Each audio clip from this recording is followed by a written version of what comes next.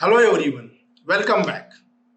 So far we have discussed about the electric fields and the different types of charges. Now in the last video we have also discussed about the divergence operator and the different formulas of divergence in different coordinate system. Now in today's video we will only consider the divergence theorem. So now let us see what is divergence theorem and the mathematical equation of this divergence theorem. Now this divergence theorem is important from the examination point of view. Most of the time there is a question on this divergence theorem. Either the divergence theorem is asked to you in theory form or one numerical based on this divergence theorem will be there in the university examination. तो इसलिए इस divergence theorem को अच्छी तरह से समझ लेना बहुत जरूरी है. So let us go and see what is the divergence theorem. Now already we have learn the Gauss law, right. इसके पहले वीडियो में आप लोगों को गॉस लॉ के बारे में मैंने आपको बताया था. और गॉस लॉ क्या बोलता है कि the flux living inside from any close surface, right, that flux living we can represent by psi, right. Flux leaving, it is always equal to the charge enclosed, that is Q enclosed. और ये जो charge enclosed है, that charge enclosed can be written in terms of the volume charge density as integral of rho v dv, right? And that is nothing but your volume integral. So this is nothing but your Gauss law. तो उसमें क्या assumption किया था हमने? We have considered any closed surface, regular या irregular surface आप consider कर सकते हो. And if inside this close surface if we are having some charge, और इस चार्ज की वैल्यू अगर मैं Q बोल देता हूं तो always this charge will generate the electric flux around it, right. So there will be the electric displacement of this charge from the inner charges towards the outside, right. So that means it will be having the flux leaving the close surface. इसका मतलब इस close surface से flux बाहर निकल रहा है. So the flux living outside this close surface, it is always equal to the charge enclosed inside this surface. ये already हमने गॉस लॉ में देखा हुआ है.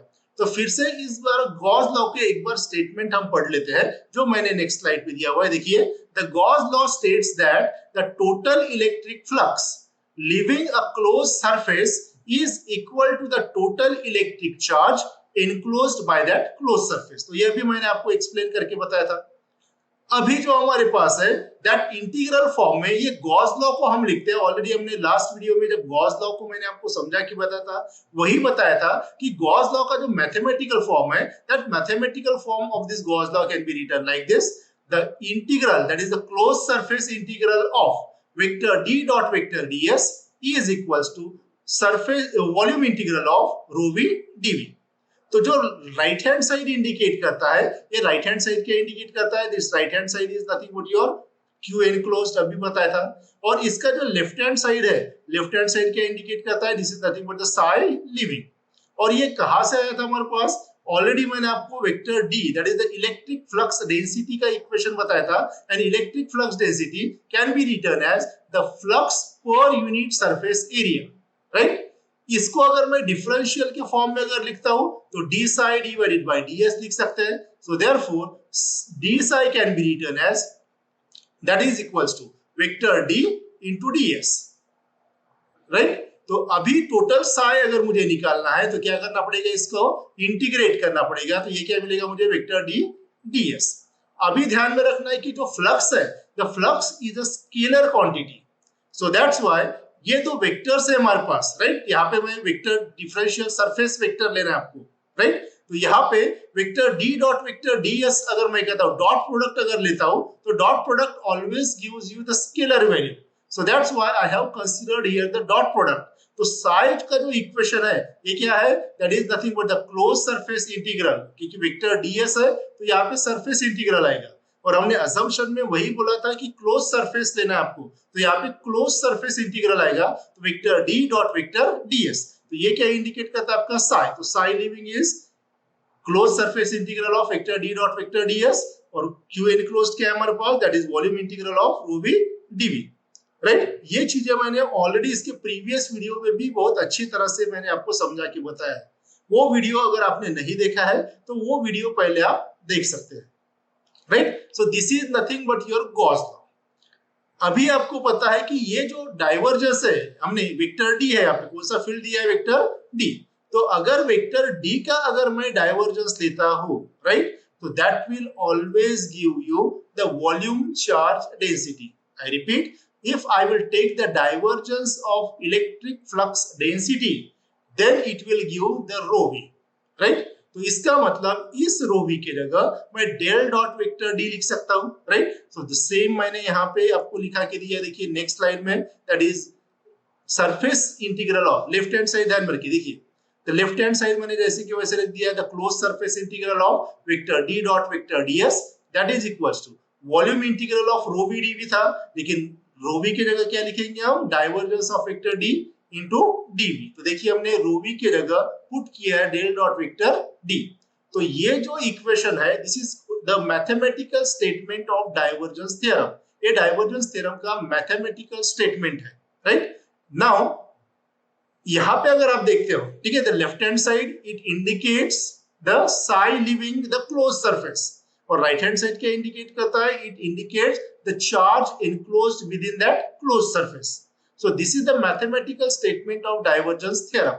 लेकिन इसके ऊपर से अगर मुझे स्टेटमेंट लिखना है तो स्टेटमेंट किस तरह से लिखेंगे, देखिए before going for the statement, अगर आप यहाँ पे देखते हो vector D left hand side में भी है, vector D right hand side में भी है। जरूरी नहीं है कि हमेशा हमारे पास वेक्टर डी रहेगा।